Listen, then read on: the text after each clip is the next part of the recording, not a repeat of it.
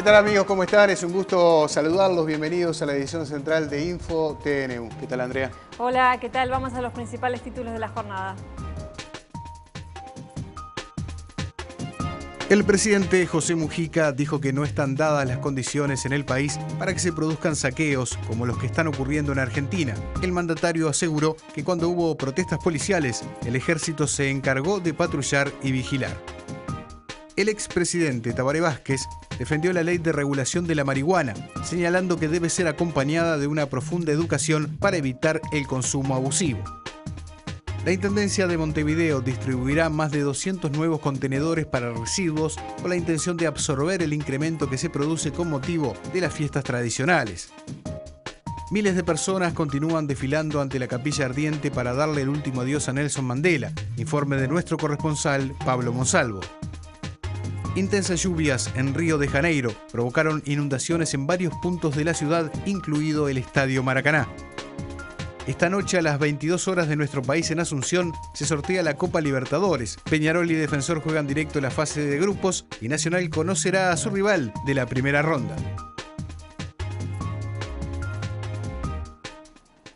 Mientras continúan las críticas desde el organismo vinculado al combate a las drogas de Naciones Unidas, hoy la agencia de noticias EFE solicitó al gobierno norteamericano su opinión sobre la ley recientemente votada en el Senado y que regula el mercado de la marihuana en nuestro país. Sí, y un vocero del Departamento de Estado norteamericano indicó a la agencia por escrito que Uruguay tiene la obligación de cumplir los acuerdos internacionales y combatir el tráfico de la marihuana.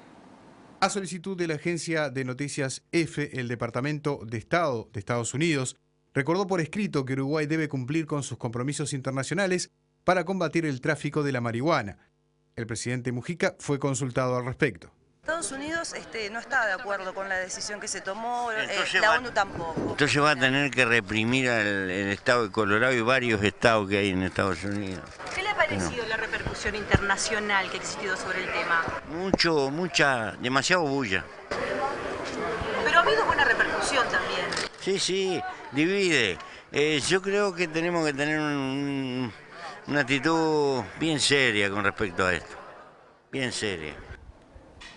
Seguimos en tema. El subsecretario del Ministerio de Salud Pública, Leonel Brioso, aseguró que no está planteado por ahora ningún mecanismo que obligue a las farmacias a la comercialización de la marihuana.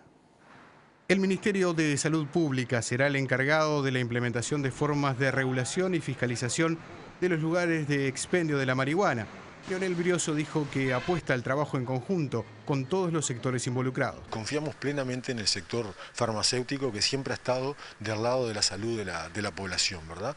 Hay mecanismos jurídicos y legales para trabajar estos temas, ¿verdad? Pero confiamos en una primera etapa en trabajar en conjunto proactivamente. Estamos convencidos que esta ley es una ley buena para la salud de la gente y por lo tanto creemos que vamos a trabajar en conjunto, vamos a reglamentar esta ley y eventualmente si luego hay algún tipo de dificultades se verá qué mecanismos puede haber. Pero no está planteado a priori ningún mecanismo coercitivo para que se cumpla, sino por el contrario, buscar que proactivamente podamos avanzar. El expresidente Tabaré Vázquez defendió la ley de regulación del mercado de la marihuana y la media sanción de la ley de servicios de comunicación audiovisual. El exmandatario dijo que no está preocupado por la recientemente aprobada ley que legaliza la producción y venta de marihuana. Es un camino que se va a llevar adelante de un modo, yo no diría estrictamente experimental, pero sí para ver qué es lo que sucede. Sobre el proyecto, Vázquez destacó el aspecto educativo y de rehabilitación que contempla la ley. Esta ley contiene dos elementos que son sustanciales. Contiene elementos de prevención y educación, porque no hay que consumir drogas, y también el otro polo, el no criminalizar al que consume drogas, sino que darles camino para una rehabilitación y que pueda esa persona reinsertarse, si lo dejó, al medio laboral o al medio estudiantil. Tabaré Vázquez también defendió la ley de servicios de comunicación audiovisual, que el martes alcanzó la media sanción en el Parlamento. Creo que es un proyecto de ley que es positivo, que democratiza la utilización de los medios de comunicación y que brinda seguridades a ustedes, los trabajadores de la comunicación, que no es de medios total, ¿no? Es de medios audiovisuales para un correcto manejo de su trabajo y también para prevenir que los niños no estén expuestos demasiado como ahora a escenas de violencia, etcétera, etcétera. En otros temas, y según informa hoy el semanario Búsqueda, el presidente de la República dijo que se tiende a imitar los fenómenos que ocurren en Argentina en relación a la ola de saqueos en distintas provincias. El presidente dijo al semanario Búsqueda que en Uruguay, cuando hubo huelgas policiales, inmediatamente el ejército patrulló las calles. Este mediodía Mujica habló de algunas modas y gente que dijo da manija. Estamos en una época muy intercomunicada y hay como modas y funcionan mucho los celulares y hay gente que se da manija en todos los aspectos y eso. ¿Pero hay ambiente en el Uruguay para que se llegue a ese extremo? No creo que haya ambiente, pero puede haber algún loco suelto siempre.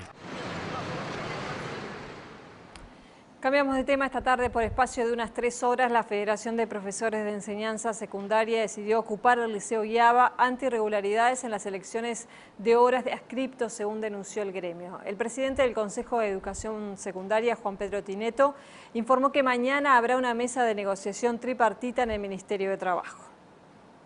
Lo que estaba mal hecho era el listado, el ordenamiento de los adscriptos. Ese ordenamiento de los adscriptos que estaba... Era un ordenamiento que tiene que ser nacional y estaba hecho por departamentos, entonces naturalmente los de Artigas estaban adelante de todos los otros, ¿no? Hizo que el traslado de adscritos fuera hecho en forma incorrecta y por lo tanto eso daba lugar a que tuviéramos que suspender la elección hasta tanto se arreglara eso, que es lo que se está arreglando en este momento. ¿Y para cuándo se prevé que se está solucionado? El asunto es que como consecuencia del, digamos, consecuencia de la ocupación, se hicieron los trámites normales, el Ministerio del Interior, del Ministerio de Trabajo, el delegado del Ministerio de Trabajo concurrieron y ofrecieron una mediación y entonces mañana a las 10 de la mañana vamos a tener una tripartita en el Ministerio donde vamos a mostrar en qué estamos en la elección, digamos, todos esos problemas están solucionados. Este jueves se planificaba llevar adelante la elección de adscriptos y hubo varias irregularidades denunciadas por la Federación de Profesores de Enseñanza Secundaria. Los cargos que deben ser publicados con antelación fueron publicados este miércoles y los listados estaban con errores, dijo Julio Moreira. Creemos que son irregularidades, evidentemente no es una tarea muy difícil la de prever que si en un liceo hay un compañero que pide el traslado, ese cargo queda vacante y debe ser suplido, pero bueno, ese tipo de dificultades se presentaron. Seguimos en materia de docencia directa con inconvenientes en los escalafones, los listados de profesores, hay reclamos que no han sido atendidos y que son pertinentes. Y todo esto va corriendo el tiempo, llega el mes de enero, febrero no es suficiente para realizar un acto eleccionario, se quiere después en marzo comenzar en tiempo, no dan los tiempos después, se termina responsabilizando a los docentes. Es hora ya de que las autoridades tomen medidas oportunas como para que esta serie de dificultades administrativas, llamémosle así, no ocurran más. El Polo Tecnológico Industrial del Cerro ingresó dentro de la Ley de Parques Industriales, obteniendo de esta forma beneficios tributarios. Hoy se festejó su aniversario número 15. Con la presencia del presidente José Mujica, el expresidente Tabaré Vázquez y la intendenta de Montevideo, Ana Olivera, entre otras autoridades, se festejó que el Polo Tecnológico del Cerro ha ingresado dentro de la Ley de Parques. De esta manera, las empresas podrán acceder a beneficios tributarios vinculados con el impuesto a la renta y al patrimonio. Además, desde el gobierno se busca bajar los costos de energía eléctrica. Un parque industrial significa que las empresas comparten servicios, comparten costos y por lo tanto los disminuyen, comparten una administración común, por lo tanto disminuyen los costos. O sea, hay beneficios propios de la acumulación en un parque, en donde el tratamiento, el saneamiento, como decía la Intendencia, se hace en conjunto, y hay beneficios que la ley otorga y que nosotros en este caso, la propia decreto de inversiones le agrega puntaje para exoneraciones, como explicaba recién.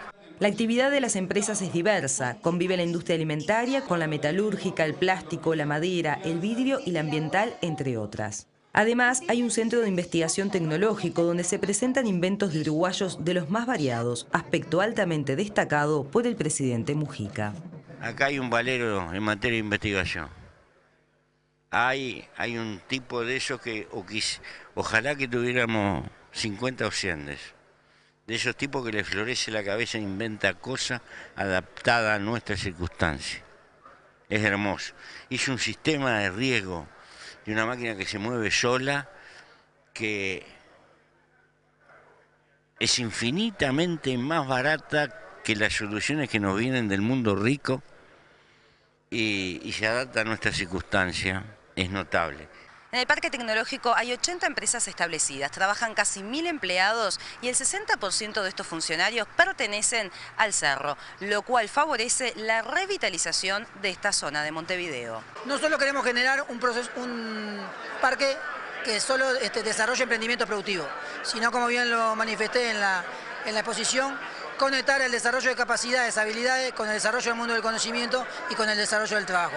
En definitiva, acá se dan todas las condiciones para desarrollar eso, que va a repercutir sin duda en la calidad de vida de los habitantes de acá, de esta zona y de otra zona. Con este ya son 8 los parques tecnológicos industriales que hay en nuestro país. El vicepresidente de la República, Danilo Astori, dijo que la política de responsabilidad social de las empresas ha sido fundamental en el proceso de desarrollo de Uruguay.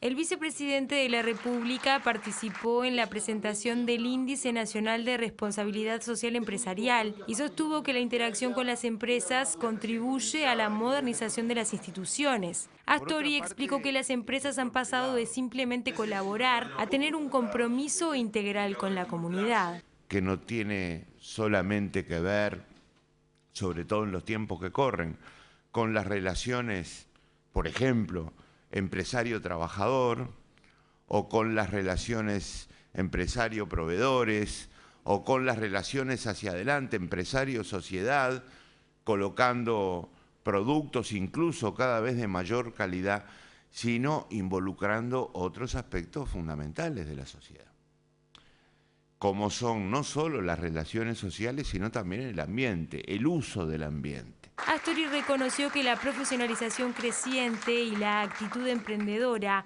es algo a imitar de las empresas. 90 viviendas usadas, reacondicionadas, fueron sorteadas en Montevideo y serán ocupadas próximamente por los nuevos propietarios. Papeles con los números de 1.116 inscriptos se pusieron en la urna y comenzaron las buenas noticias para algunos. 2.305. Patricia Gómez tiene 2 hijas con capacidades diferentes y recibió una de las viviendas destinadas a esta población. ¿Feliz? No lo puedo creer. Para Patricia, la casa propia es algo fundamental y algo que le dejará a su familia. Tener algo que si yo no estoy, ellas van a estar seguras ahí. Al salir el siguiente número, la euforia y luego la paz se apoderaron de Jaime Gorfain, de 51 años. Esta vivienda significa el no vivir más asociado o como ocupante de una vivienda. Jaime dijo que es un premio a la perseverancia, luego de participar durante 5 años en diferentes sorteos. A todos los que no hayan salido, que sigan insistiendo, que evidentemente así que yo soy la prueba viviente de que esto realmente funcione. Los presentes alentaban con aplausos mientras se sacaban los números de las urnas. Para esta familia que salió favorecida, la vivienda es todo. Yo vivo en un asentamiento y me quiero mudar y significa todo. Nosotros nos venimos anotando hace 4 años y yo quería darle un techo a mis hijos, un techo digno. Cristina Fin, presidenta de la Agencia Nacional de Vivienda, explicó que entre los requisitos para acceder a estos sorteos es necesario tener un ingreso de entre 13.000 y 50.000 pesos mensuales. Se exige un 5% de ahorro del valor total de la vivienda. El valor total de la vivienda oscila entre $14.000 y $60.000. Las cuotas que se van a pagar van entre 1.200 a 10.000 pesos, depende del valor de la vivienda, de la cantidad de número de dormitorios. Y se financia a 25 años con un interés del 6%. Fin concluyó que en 2013 se realizaron más de 6 sorteos y se entregaron unas 500 viviendas. Un paracaidista de la Fuerza Aérea de 39 años falleció luego de realizar un salto de entrenamiento en el departamento de Canelones. En el mismo ejercicio, otro militar debió ser rescatado por bomberos de Montevideo al enredarse su paracaídas en medio de un bosque de eucaliptos.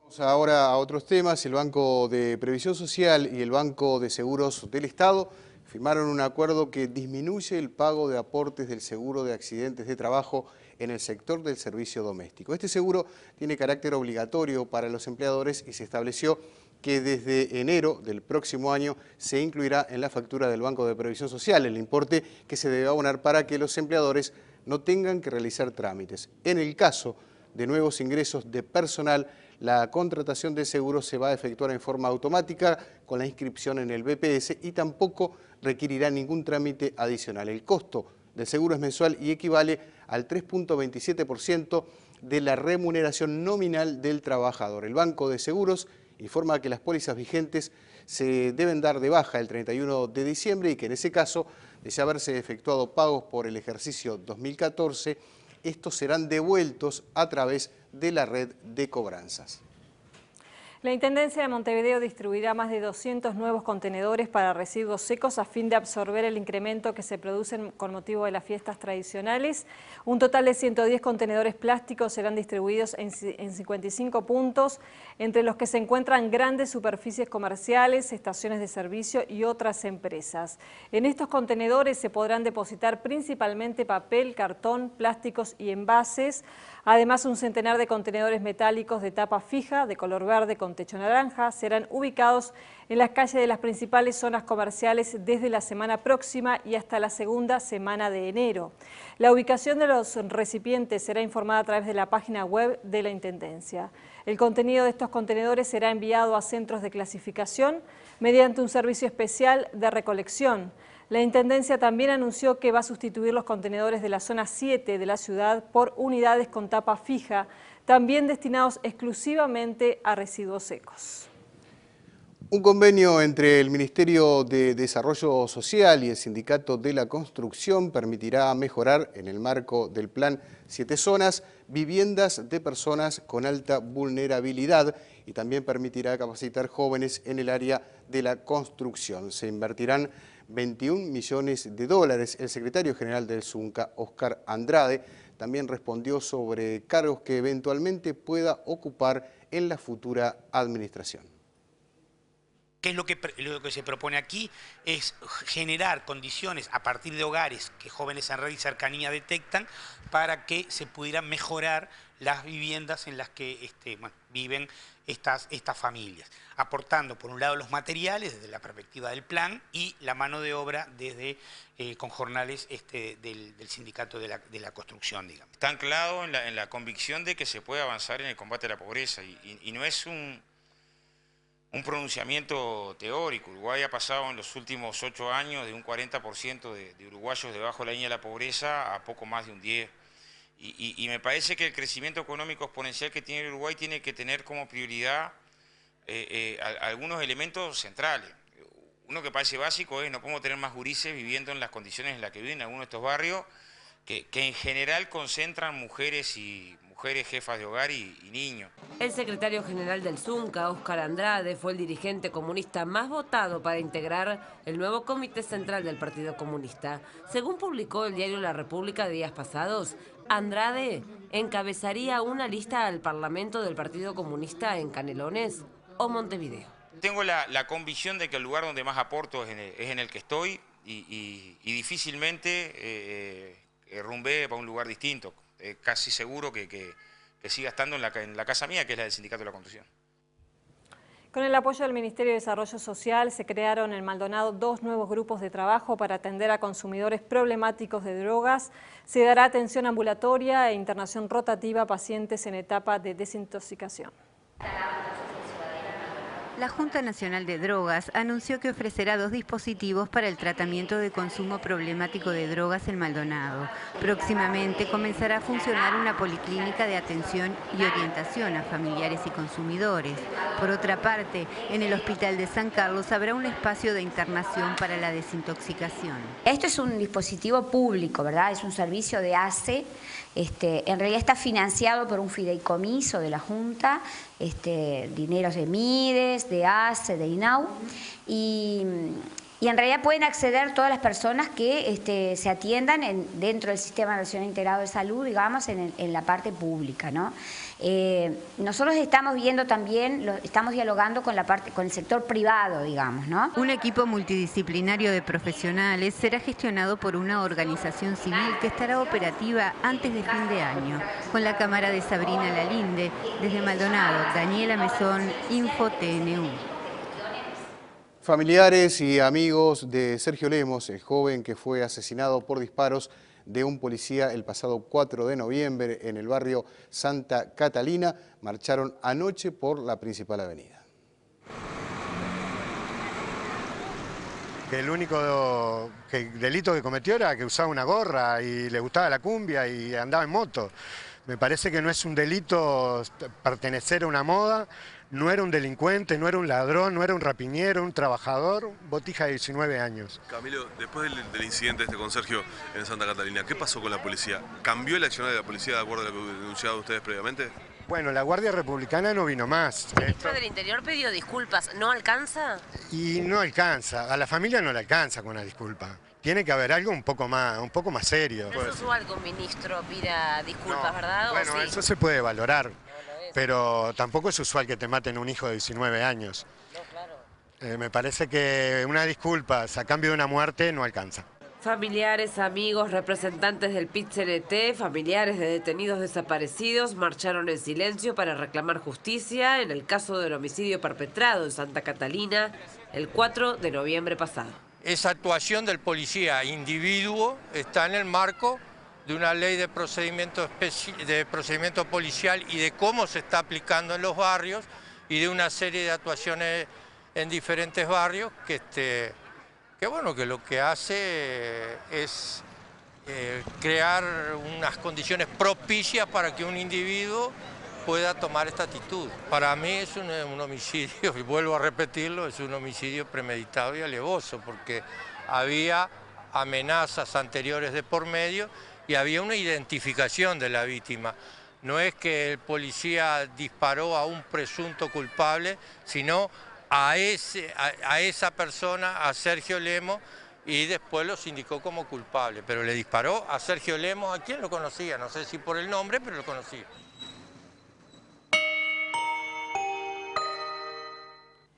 El volumen de producción de la industria manufacturera local, sin incluir la refinería de ANCAP, registró un crecimiento interanual de 16,1% en octubre. En el acumulado de los primeros 10 meses, el aumento fue de 2,3%. Las ramas que más contribuyeron a este crecimiento fueron las asociadas a la elaboración de alimentos y bebidas y a la fabricación de papel y productos de papel. El dato económico lo aporta el Instituto Uruguay 21. Vemos ahora la cotización de las principales monedas.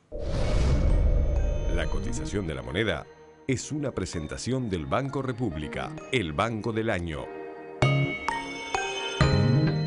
El dólar 21 pesos a la compra, 21.50 a la venta. El dólar interbancario billete 21.311. El peso argentino 1,75, 2,75. El real 8,25, 9,75. Euro billete 28.70, 29.75, compra y venta respectivamente. La unidad indexada 2.738.7.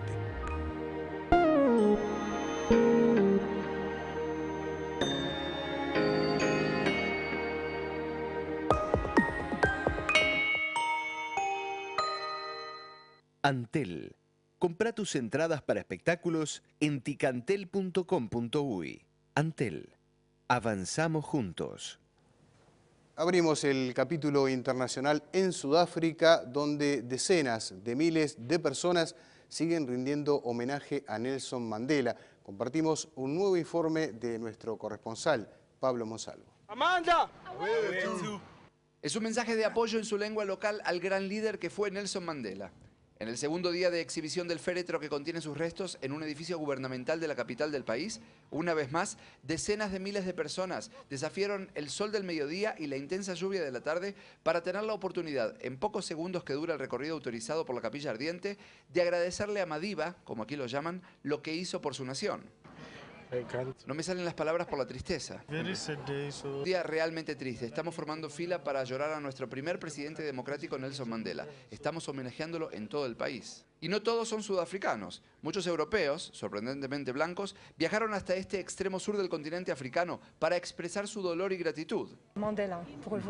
Estamos aquí para rendirle homenaje a un gran hombre como Mandela, un libertador de toda África, dice esta mujer francesa. Y otro de los puntos de peregrinaje obligatorio por estas horas es el emblemático Museo del Apartheid en la principal ciudad económica de esta nación. Allí, desde hace 5 años, una muestra sobre el recientemente desaparecido Premio Nobel de la Paz recibe cada día muchísimos visitantes. Esta exhibición, que narra la vida de Nelson Mandela, fue producida y presentada para su cumpleaños número 90. La idea era que durara entre 3 y 6 meses, pero debido a la enorme respuesta del público, aún está vigente y forma parte de una columna central de todo el Museo del Apartheid, explica. Esta muestra itinerante ya visitó Suecia, Francia, Ecuador, Perú y Argentina. En breve irá también a España y a Brasil, donde se exhibirá en 5 ciudades. Pero esto es solo una pequeña parte del museo. La sección permanente del museo cuenta detalles de las penurias padecidas por los sudafricanos de raza negra durante los largos años de segregación. Este museo hace una narración cronológica de la historia de nuestro país. Nos cuenta cómo funcionaba el apartheid, pero no se limita a eso. Se retrotrae a la llegada de las primeras personas a Sudáfrica y le enseña al mundo que la discriminación puede llegar a niveles tan ridículos como ocurrió aquí, formando parte de la política gubernamental. Y como cada país que no quiere repetir los errores del pasado, Sudáfrica debe mantener viva la memoria para un futuro sin este tipo de situaciones. Es importante hacerle entender a la gente lo fácil que es caer en la discriminación que se transforma en algo horrible e intolerante, dice. En el museo se puede apreciar cómo era la vida cotidiana de blancos y negros en una nación que lejos estaba de rendirle tributo a su multiculturalidad. Desde taxis separados hasta baños en los que los blancos, o europeos como aquí los llamaban, no permitían ni en caso de extrema emergencia que un negro nativo ingresara. Desde autobuses hasta ventanillas de los bancos separadas. Todo se dividía en 2 colores, una discriminación cruel que muchos aquí desean no vuelva jamás siquiera a imaginarse implementar en ningún otro país. En Johannesburgo, Sudáfrica, Pablo Monsalvo, Info TNU. En Chile, Michelle Bachelet es amplia favorita para obtener la presidencia de la República en la segunda vuelta electoral que se celebrará el próximo domingo. El último sondeo conocido le da una ventaja de 30 puntos porcentuales. Ampliamos esta y otras noticias. Un programa de gobierno. La candidata socialista Michelle Bachelet obtendría entre un 63 y un 66% de los votos en la segunda vuelta de las elecciones presidenciales que se van a celebrar el próximo domingo en Chile, según un sondeo difundido en las últimas horas. La conservadora Evelyn Matei, por su parte, contaría con entre el 33 y el 36% de los sufragios. Los resultados varían en función de la proyección de participación electoral en los primeros comicios presidenciales en Chile con voto voluntario. Bachelet quedó el pasado 17 de noviembre a 3 puntos de lograr la mayoría absoluta para vencer en primera vuelta con un 46,6% de los votos. El jefe de gabinete argentino Jorge Capitanich aseguró que el Estado Nacional tiene recursos limitados en las fuerzas de seguridad nacional, pero agregó que se realiza un enorme esfuerzo para acudir en cooperación con las provincias que lo requieran en el marco de los conflictos suscitados en las policías locales. Al realizar declaraciones a la prensa en Casa de Gobierno, Capitanich insistió en resaltar que el tema de la seguridad pública es un poder no delegado por las provincias, por lo que el Estado puede ocupar un rol de cooperación. Tucumán fue la última provincia donde se produjeron incidentes, protestas y manifestaciones callejeras que se saldaron con la muerte de 4 personas. La Cámara de Diputados de México aprobó una controvertida y extensa reforma al sector energético del país que hasta ahora había permanecido firmemente controlado por el Estado. Tanto el Partido Revolucionario Institucional en el gobierno y algunos opositores votaron a favor de la reforma, argumentando que se va a mejorar la actividad en el sector de hidrocarburos, en el 10º productor mundial de crudo. En cambio, los partidos de izquierda, entre ellos el Partido de la Revolución Democrática, acusan al gobierno de renunciar a la soberanía de los recursos naturales del país.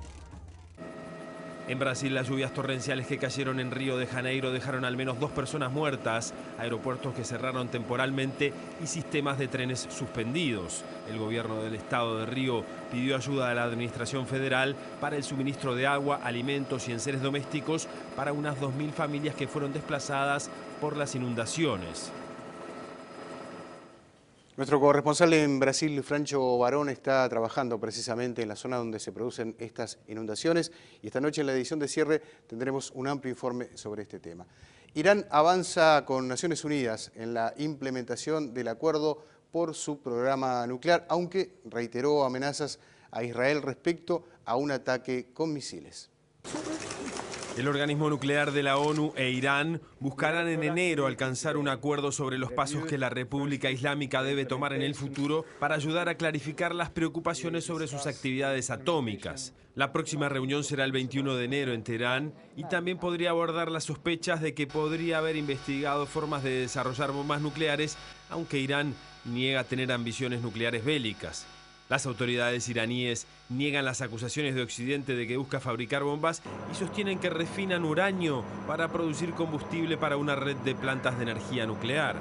Más allá de los avances, la tensión sigue en aumento con Israel, porque el jefe máximo de los poderosos guardianes de la revolución dijo este jueves que los misiles iraníes deben tener y tienen capacidad para alcanzar a ese país. Mohammad Ali Jafari también aseguró que el país afronta las amenazas de un posible ataque de Israel o Estados Unidos hacia Irán, pero dijo que sus enemigos nunca harían esa locura, porque son conscientes de la capacidad iraní para vengarse y responder.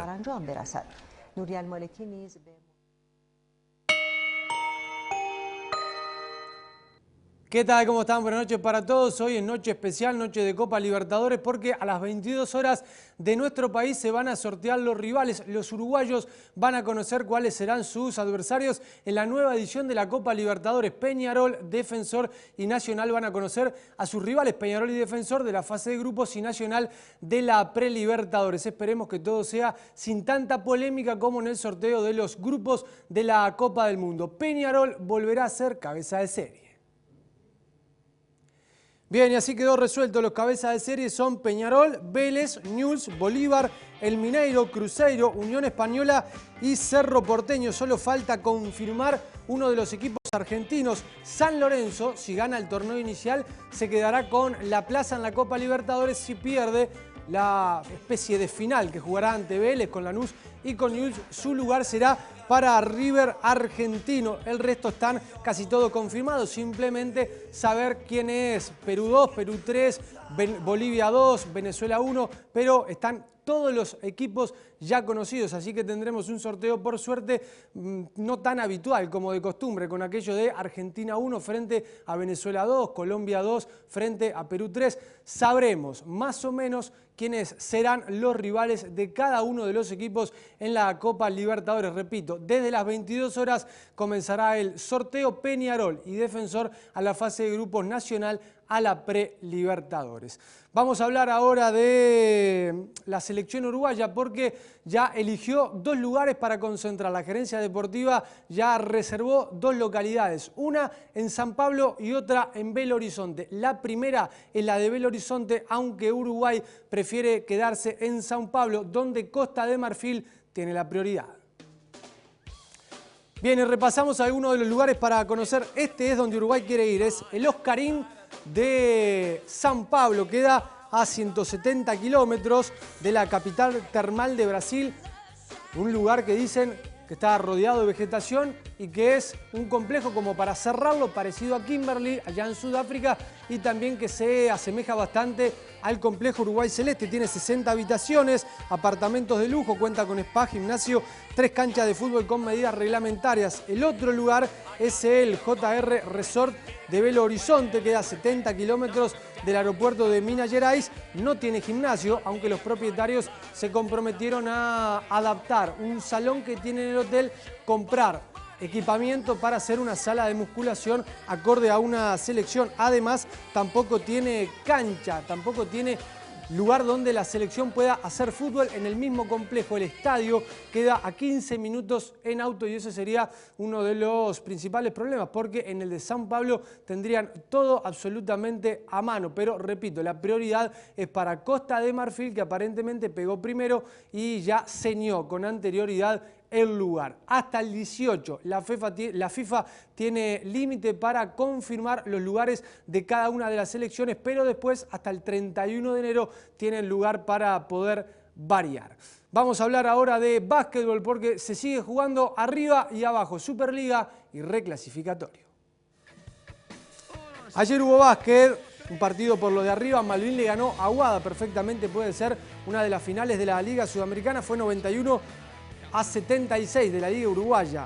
Bohemios le ganó a Unión Atlética, bien digo, segunda victoria del equipo marrón de Pocito, 74-65 sobre la UA. Hoy hay más básquetbol en cancha de Biguá, Biguá con Atenas, en Bohemios, Defensor con Goes, en Cordón, Hebraica ante Trubil, todos desde las 21:15, pensando en lo de arriba, pensando en los playoffs y en definir el torneo por el reclasificatorio. Y dos partidos en la noche de hoy. En la Reborges juega Nacional con Tabaré y en Sayago juega Sayago con Olimpia desde las 21:15. Hay campeón sudamericano, el Lanús, de los hermanos Esqueloto y del Tanque Silva se quedó con la final de la Copa Sudamericana ante el Ponte Preta de Brasil. Hay fiesta en Argentina, 2-0 fue la victoria del Granate de Lanús, que consigue su tercer título. Había conseguido la Copa Conmebol en el 96 y el torneo Apertura en el 2007. Los goles fueron de Víctor Ayala, el paraguayo, que llega para poner de esta forma el primer gol del partido. Y después Ismael Blanco, con olfato goleador, después de que el Tanque Silva le tira la carrocería encima a su marca, gana de cabeza y le queda servida la pelota para que Ismael Blanco haga el segundo tanto de Lanús. El Tanque le convirtió en esta Copa a Libertad, River y a la Universidad de Chile. Fueron algunos de los rivales que tuvo que sortear el equipo argentino, además de Racing de Avellaneda. Es el segundo título continental de Lanús, que había ganado, repito, la Conmebol en el 96. Además, el Granate tiene chance de quedarse con el torneo inicial del fútbol argentino en esta recta final tan pareja que les contaba hace un rato, donde San Lorenzo tiene 32 puntos, Vélez tiene 30, juegan entre ellos Newell's y Lanús, también juegan entre ellos y ambos tienen 30 puntos. Por eso Lanús, que viene dulce, que viene de festejar, le puede ganar a Newell's y forzar una final para definir el título en el fútbol argentino. Decíamos ayer que esta altura del año es especial para todos, para los hinchas de Nacional y para los hinchas de Peñarol. Los tricolores ayer festejaban los 25 años de la Copa Intercontinental del 88. Hoy, 12 de diciembre, es momento para que festejen los carboneros porque cumplen 31 años de la Copa del 82. También Peñarol del Mundo, Nacional del Mundo ayer. Hoy Peñarol del Mundo le ganaron al Aston Villa allá en Tokio, en el Estadio Olímpico de Tokio. Fue victoria de Peñarol por 2-0 ante el equipo inglés. Jair, a los 33 minutos de juego, ponía el primer gol del partido para que festejen todos los carboneros. Unos cuantos había en el estadio, en un rato vamos a verlo en imágenes. Después, Walker Silva, a los 68 minutos, ponía el segundo gol de Peñarol para quedarse con la tercera Copa Intercontinental. Venía de ganarle la final de la Copa Libertadores al Cobreloa chileno. Peñarol formó con Fernández, Olivera, Gutiérrez, Diogo, Bocio, Morales, Venancio Ramos, Saralegui, Morena, Goncalves y Jair. Peñarol se terminó quedando con la Intercontinental ante el Aston Villa. Y hablando de torneos, hablando de intercontinentales, cuestión que ha cambiado en estos últimos tiempos. Ahora es Mundial de Clubes y hay un montón de equipos que lo terminan jugando y perdió eso de seductor de Europa contra América, que a la larga generalmente terminan definiendo. Ya está en marcha el Mundial de Clubes, casi que en silencio. Y casi que en voz baja, porque jugó el Raja Casablanca de Marruecos ante el Auckland City de Nueva Zelanda. Claro, lo hacen más que nada por marketing, para vender, para tratar de incluir alguna otra empresa que logre el sponsor en este tipo de torneo. Fue victoria del Casablanca de Marruecos. El torneo se juega ahí 2-1 con goles de Layur y Hadifi. El sábado comienzan los cuartos de final, donde se van a agregar un equipo chino y uno de Emiratos Árabes y también el Monterrey de México. En semifinales recién comenzarán a jugar el Bayern Múnich y Atlético Mineiro, campeón de la Champions League, el equipo alemán, y de la Libertadores, el brasileño. Ya está en marcha el Mundial de Clubes, casi que en silencio.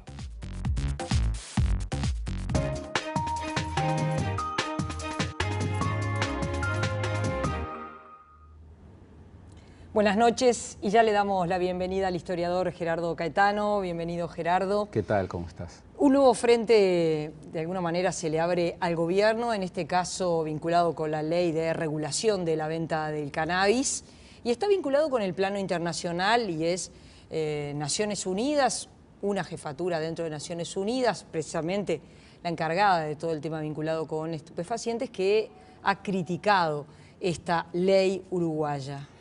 Bueno, se sabía que había dos frentes muy previsibles. Un frente de recursos de inconstitucionalidad. Sabemos que la ley va a enfrentar recursos de inconstitucionalidad. Y también se sabía que iba a enfrentar recursos de convencionalidad. La posible contradicción de esta ley con algunos tratados internacionales en los que el país está involucrado, está comprometido. Por otra parte, ya habían habido voces a nivel regional que habían planteado la necesidad de una mínima coordinación de una decisión de este tipo en un país como Uruguay, un país que tiene una proyección turística, particularmente sobre los dos países vecinos, muy grande. Esto era previsible. Uruguay ha actuado en algún sentido. Por ejemplo, ha invitado concretamente a representantes brasileños para que estén en ese consejo vinculado con la reglamentación. Hemos escuchado hoy en una reunión internacional al vicecanciller Porto solicitando colaboración internacional para algo siempre muy importante en la aplicación de una ley como es la reglamentación de la ley.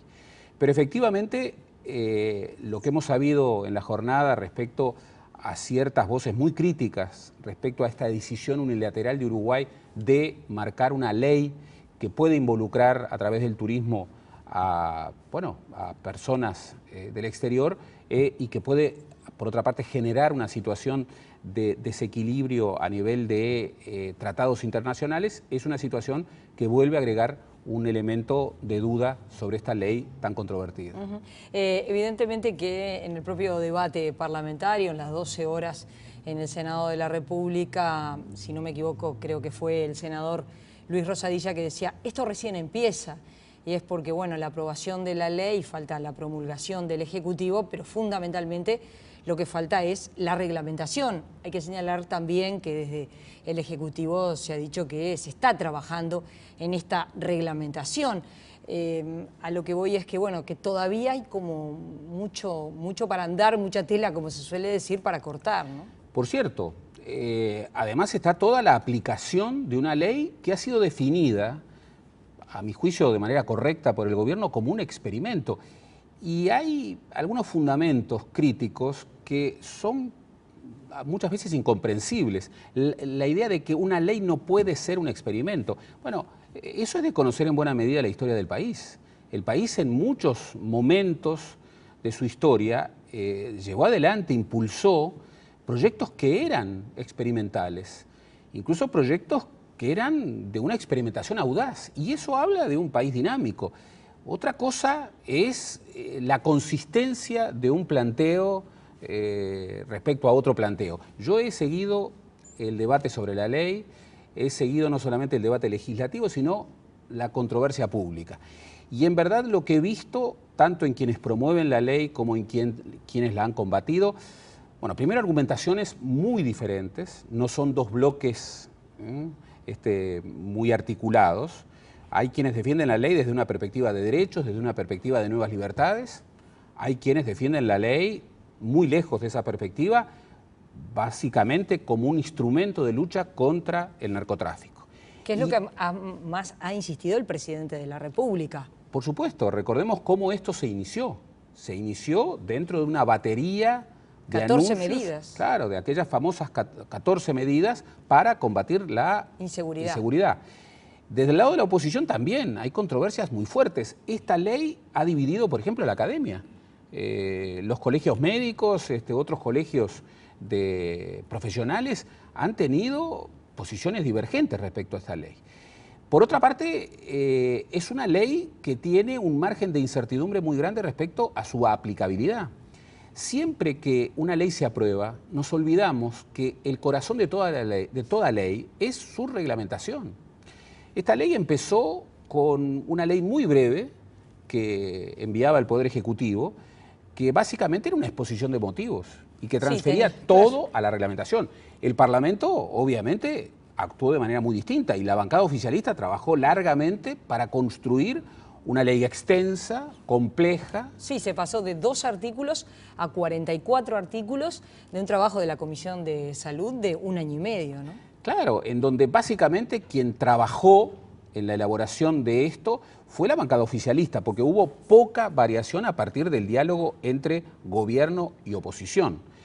Queda un margen de incertidumbre importante respecto, bueno, por ejemplo, a la efectividad de las agencias estatales que van a llevar adelante esta regulación. Y queda por evaluar, bueno, si algunos objetivos señalados en esta ley se cumplan o no se cumplan. Por eso hay que asumir de manera correcta que en esta ley hay mucho de experimentación. Estos dos frentes, por un lado los recursos de inconstitucionalidad y por otro lado los recursos de convencionalidad, son dos frentes que le agregan incertidumbre. Es un experimento. El presidente ha dicho que en función de lo que ocurra se actuará. Gerardo, vamos a cambiar de tema, vamos a la arena política. El vicepresidente de la República, senador Danilo Astori, estuvo en el almuerzo de la Asociación de Dirigentes de Marketing y habló de, entre otras cosas, de los debates políticos y la reforma constitucional, algo que también habla y ha hablado el precandidato del Frente Amplio, Tabaré Vázquez. Vamos a ver el informe. En el almuerzo de la Asociación de Dirigentes de Marketing, el vicepresidente de la República, Danilo Astori, defendió la realización de debates entre candidatos a la presidencia. Astori afirmó: he debatido muchas veces y me encanta debatir, pero me encanta hacerlo en serio, con fundamentos, sin faltarle el respeto a nadie. Nos ha faltado debates serios en este país, concluyó. Vázquez dijo días atrás en un acto en Melo que no va a debatir con nadie en la campaña y amplió: queda dicho desde ahora, no voy a dar debate. El último debate entre candidatos presidenciales en Uruguay fue en la campaña para las elecciones de 1994 entre el propio Tabaré Vázquez y el entonces candidato colorado Julio María Sanguinetti. Para las elecciones de 1999, Jorge Valle no concedió un debate al Frente Amplio y esta misma postura fue la que siguieron Vázquez en 2004 y el ahora presidente Mujica en 2009. Por otra parte, Vázquez planteó una reforma electoral para eliminar el balotaje y para que las elecciones municipales se hagan a mitad del periodo presidencial. Para Astori, en tanto, esto sería un error porque llevaría a involucrar a todo el país en una reforma que, queramos o no, va a entorpecer las otras reformas muy relevantes que hay por delante. Allí estaban entonces las palabras del senador Danilo Astori. Bueno, dos temas en lo que la opinión del vicepresidente y la opinión del candidato favorito dentro del Frente Amplio, el doctor Tabaré Vázquez, son diversas. Separemos los dos temas. En primer lugar, respecto a la necesidad o no de los debates entre precandidatos, yo siempre he manifestado una opinión teórica, una opinión doctrinaria, que por otra parte surge de la experiencia internacional. Yo creo que es muy importante, forma parte de un ritual democrático necesario, el hecho de que quienes aspiran a la primera magistratura de un país debatan. Y que eso es muy bueno para que el electorado tenga elementos para, de alguna manera, optar. Esto ocurre en las democracias de los países desarrollados. Incluso ocurre en muchos de los países de la región. En Chile. Por ejemplo, en Chile, pero también ocurre en Brasil. Claro, uno podrá decir, el candidato favorito no quiere nunca debatir. Pero, sin embargo, muchas veces esa manera de concebir la política termina siendo un boomerang. En el año 94 vamos a tener 20 años sin debates entre precandidatos presidenciales. Quien estaba ganando las elecciones a comienzos de noviembre era el doctor Volonté. Y el doctor Volonté evitó debatir con el doctor Sanguinetti, que había empezado la campaña con un gran margen de opinión pública a su favor y que la había perdido, y con el doctor Vázquez, que venía en una tercería. Debatieron Vázquez y Sanguinetti y, recordemos aquel debate, ganaron los dos, porque los dos aumentaron su margen de votos. En ese margen de votos que ganaron le permitió a Sanguinetti ganar por un pescuezo, en términos turfísticos. Pero saquemos ese tema y vayamos al tema de la reforma constitucional. El Frente Amplio, desde su origen, siempre ha planteado ideas de reforma constitucional. Recordemos que el Frente Amplio, en su origen, no tenía una buena opinión, como tampoco la tenía el movimiento sindical respecto a la Constitución del año 67, que con las enmiendas del 96, básicamente electorales, es la Constitución que nos rige. De todas maneras, luego el tiempo ha llevado a que el Frente Amplio como tal nunca haya sido efectivamente un actor constituyente. ¿Por qué? Porque al Frente Amplio le ha costado muchísimo ponerse de acuerdo respecto a una propuesta de reforma constitucional. Entonces el vicepresidente Astori dice algo que resulta bastante lógico. En primer lugar, ¿es una prioridad una reforma constitucional? Si uno ve las mediciones de opinión pública respecto a los temas que realmente le preocupan a la gente, uno diría claramente que no. Acá los temas que más le preocupan a la gente son, en primer lugar, inseguridad, en segundo lugar, educación, en tercer lugar, la situación económica, el empleo. La reforma constitucional está muy lejos del centro de las preocupaciones del electorado.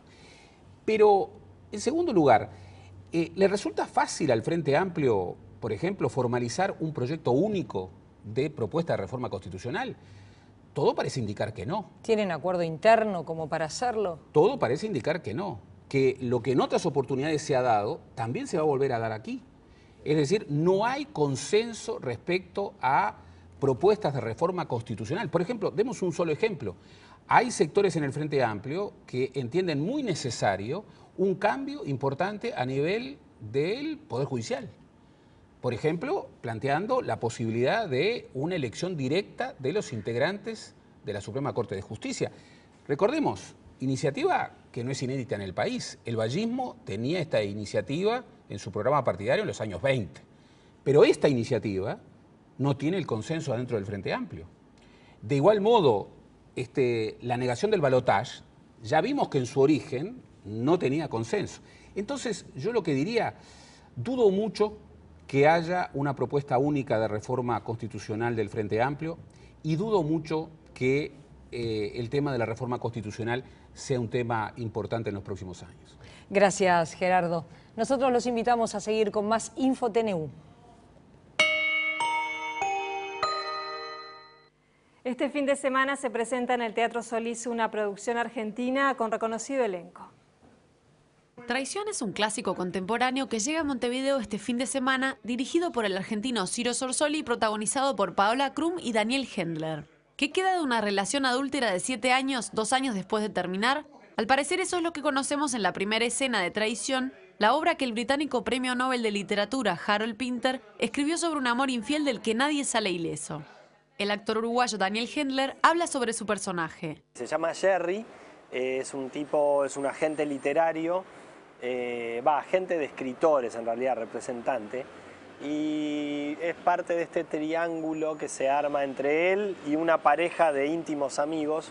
Él es el padrino de bodas de una pareja y se arma ahí una situación complicada. Se trata de una obra que fue vanguardista para su época, invirtiendo el orden cronológico de las escenas. Es una obra de una estructura particular, muy novedosa en los años 70, quizás la primera que se escribió desde el final hacia el inicio. Entonces va revisando hacia atrás como las huellas de esta historia. Con la densidad de la historia, que tiene un tono liviano a pesar de la temática, sumado al peso de su elenco, parece una buena invitación al teatro. Paola Krum, conocida en el medio uruguayo mayormente por su actuación en televisión, dice que el teatro es mucho más exigente y demandante, pero de todas maneras prefiere la escena en vivo. El teatro para mí es el lugar de conexión más importante que un actor tiene con su propio trabajo, con la naturaleza de su trabajo, ¿no? Ay, yo te extrañé. Se presentó anoche el libro Instrucciones del año 13, 200 años después, de los historiadores Ana Ribeiro y Gerardo Caetano. El documento cuenta con el aporte del presidente José Mujica y de los expresidentes Sanguinetti, Valle, Lacalle y Vázquez. La presentación se realizó en el Salón Azul de la Intendencia de Montevideo y contó con la presencia del presidente José Mujica los expresidentes Jorge Valle y Luis Alberto Lacalle, autoridades nacionales y departamentales. Nos encanta creer que somos excepcionales, pero ha llegado la hora de ver hasta dónde somos excepcionales y en qué cosas de verdad lo somos. Probablemente las instrucciones son excepcionales, pero no toda la historia de este país lo es. Hay que revisar cada cosa, ver a qué nos parecemos, ver ese rasgo, un perfil, un gesto, que como en un parentesco familiar nos une por vínculos de sangre, por vínculos de época, por vínculos de región con los países vecinos. Y debemos recordar que Artigas originariamente no fue uruguayo. Siento decirle, embajador, que menos aún fue argentino. Entre otras cosas porque en los tiempos de Artigas la palabra argentino quería decir porteño, habitante de Buenos Aires y sus alrededores. Y lo menos que Artigas quería ser era habitante de Buenos Aires y de sus alrededores. Artigas era oriental. Lo hemos hecho uruguayo porque hay ciertas dimensiones del artiguismo que aún hoy son absolutamente contemporáneas y que definen lo que para algunos es la orientalidad, para otros es la uruguayidad. Vemos ahora el pronóstico del tiempo. Mañana tendremos un comienzo de jornada fresca con nieblas y neblinas aisladas, evolucionando de cálido a caluroso en la tarde, con cielo ligeramente nublado. La noche seguirá templada con nubosidad dispersa. El sábado estará templado en la mañana con nubosidad dispersa. En la tarde comienza a acentuarse la ola de calor en la región, generando condiciones calurosas, con elevadas sensaciones térmicas y cielo escasamente nublado. Mientras que la noche se mantendrá agradable, con cielo despejado y vientos suaves del sector norte. En capital y área metropolitana se espera una jornada fresca a templada en la mañana, evolucionando a calurosa en la tarde, con importantes periodos de sol. En los próximos días continuará templado en la madrugada, evolucionando de cálido a caluroso en la tarde, con pasaje de nubosidad en las primeras horas del domingo, por áreas costeras, inestabilizándose la zona.